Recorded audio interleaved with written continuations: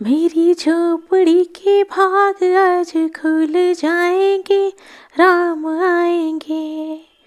आज की कहानी का विषय है राम भक्त शबरी की कहानी। भिलनी परम तपस्विनी, शबरी जाको नाम। गुरु मतंग कहकर गए, तो ही मिलेंगे राम। बोलिए जय श्री राम। माता शबरी का उल्लेख रामायण में भगवान श्री राम के वन गमन के समय मिलता है।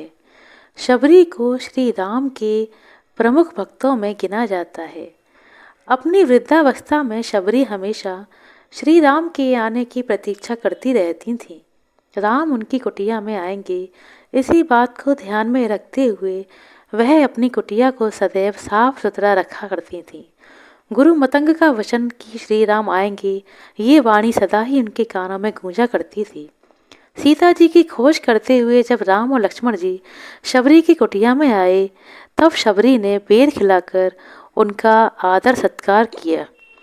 यह सोचकर कि बेर खट्टे और कड़वे तो नहीं हैं, इसीलिए पहले वह स्वयं बेर चक्कर देखती और फिर राम और लक्ष्मण को खाने को देती।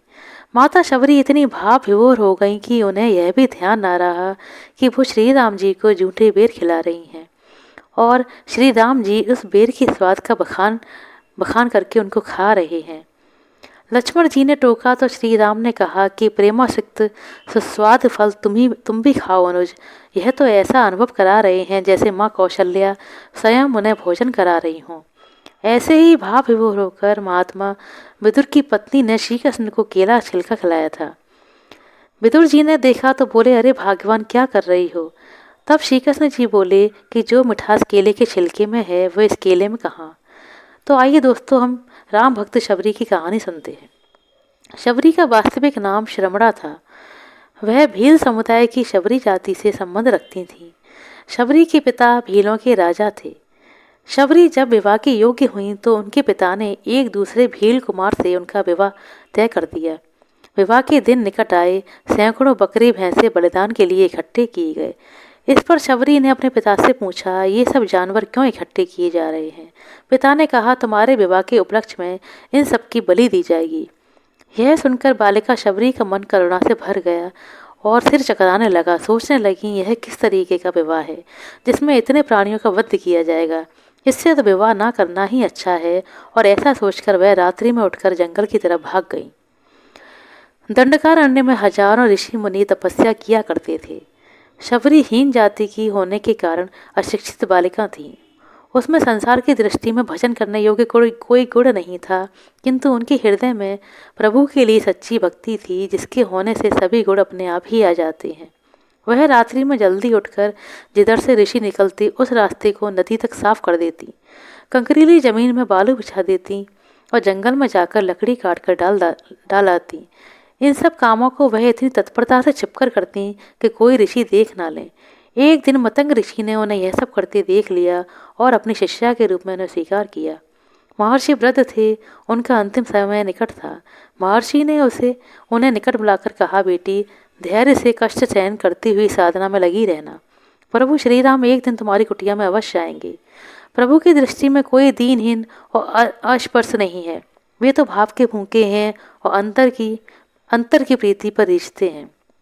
मतंग ऋषि के दयावसन हो जाने के बाद माता शबरी गुरु के वचन कि तो ही राम मिलेंगे पर श्रद्धा रखकर प्रभु राम की प्रतीक्षा करती रहीं। और प्रतीक्षा इतनी लंबी थी कि रास्ता देखते देखते शबरी की उम्र गई सारी। प्रतीक्षा करते करते जीवन की सांझ बेला आ गई। प्रभु आएंगे, गुरुदेव की यह वाणी उनके कानों में हमेशा गूंजती रहती थी और इसी विश्वास पर वह नित्य भगवान के दर्शन की लालसा से अपनी कुटिया को साफ करती और भोग के लिए फल लाकर रख देती।